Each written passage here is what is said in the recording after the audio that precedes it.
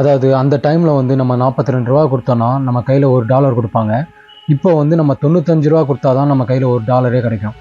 இதனால அந்த டைமில் வந்து இம்போர்ட் சீப்பாக இருந்துச்சு அப்படின்னு சொல்லலாம். இம்போர்ட் சீப்பாச்சுனாலே அது சம்மந்தப்பட்ட பொருட்களும் வந்து சீப்பாகும். இப்போ வந்து க்ரூட் ஆயில் எடுத்துக்கிட்டோன்னா அந்த டைமில் வந்து கம்மியாக இருந்திருக்கும்.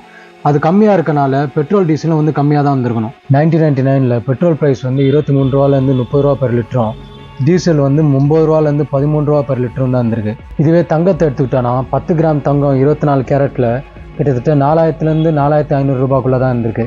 இதே 10 கிராம் தங்கம் 24 கேரட்டில் இன்றைக்கி எடுக்கணும் அப்படின்னா 1,53,000லேருந்து 1,56,000 ரூபா கிட்ட ஆகும். இன்றைக்கான பெட்ரோல் டீசல் விலை எவ்வளோ இருக்குன்னு உங்களுக்கே தெரியும். இப்போ பாலோட விலை வந்து 1999 எவ்வளோ வந்துச்சுன்னு பார்க்கலாம். நான் ஆவின் பாலோட விலையை வந்து கம்பேரிசனுக்கு எடுத்துக்கிட்டேன். ஸ்டாண்டர்ட் டோன் மில்க்ன்ற வேரியன்ட் வந்து 12லேருந்து 15 ரூபா ஒரு லிட்ரு. அதாவது ஒரு லிட்ரு பாலே வந்து 1999 வந்து 12லேருந்து 15 ரூபா தான். இதுவே இப்போ பார்த்தோம்னா அரை லிட்ரு பாலே வந்து 20லேருந்து 24 ரூபா ஆகுது. இப்போ Yamaha RX100 பைக் வந்து கேள்விப்பட்டிருக்கீங்க. இது வந்து 1985 லான்ச் ஆச்சு இந்தியாவில். அதுக்கப்புறம் மார்ச் 1996 இதோட ப்ரொடக்ஷன் வந்து ஸ்டாப் ஆச்சு. இந்த பைக்கே வந்து 16,000 ரூபா தான் இருந்திருக்கு. இது வந்து ப்ரொடக்ஷன் ஸ்டாப் பண்ண அப்புறம் இதோட டிமாண்ட்னால இந்த காசு வந்து இன்க்ரீஸ் ஆச்சு. அதுக்கப்புறம் அதாவது 16,000 ரூபாய்க்கு ஒரு வண்டியே வாங்க முடிஞ்சிச்சு அந்த டைமில். 1998 டிவிஎஸ் சுசுகி மேக்ஸ் 100Rன்னு ஒரு பைக் வந்துச்சு. இதை வந்து 30,000 கொடுத்தாலே இந்த பைக்கை வந்து வாங்கியிருக்கலாம் அந்த டைமில்.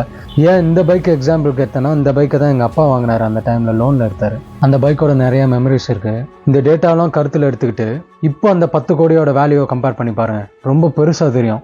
இதனால தான் எந்த ஒரு பாஸ்ட் டேட்டா கரன்சியை வச்சு வந்தாலும் நம்ம வந்து இப்போ அதோட மதிப்பு எவ்வளோ அப்படின்னு சொல்லி நம்ம வந்து கம்பேர் பண்ணி பார்த்தோன்னா அப்போது அதோட மதிப்பு எவ்வளோ இருந்திருக்கும் அப்படின்றது நமக்கு புரியும். ஏன் காசை பற்றி எந்த டேட்டா வந்தாலும் பாஸ்ட்டோட கம்பேர் பண்ணி பார்க்க சொல்கிறேன்னா, இப்போ 1964 எடுத்துக்கலாம். 1964 24 கேரட் தங்கம் வந்து 10 கிராம், அதாவது 10 கிராம் தங்கம் வந்து 63 ரூபா 25 பைசா தான். அதனால் இந்த வீடியோவில் நான் என்ன சொல்ல வந்தேன்னா, காசை வச்சு எந்த பாஸ்ட் டேட்டா வந்தாலும் சரி, அதுக்கான பர்ச்சேசிங் பவர் அப்போ என்ன, அதே பர்ச்சேசிங் பவர் நமக்கு இப்போ வேணும்னா அந்த காசு வந்து எவ்வளோ வேணும் நமக்கு அப்படின்னு நம்ம பார்க்கணும்.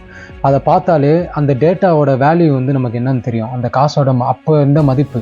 இப்படி பார்க்குறது மூலமாக நம்மளோட புரிதல் வந்து இன்னும் நல்லாயிருக்கும். இந்த டாபிக் பற்றி பேசணும் அப்படின்றது உங்கள் சஜஷனை வந்து நீங்கள் எடுத்து வைக்கலாம்.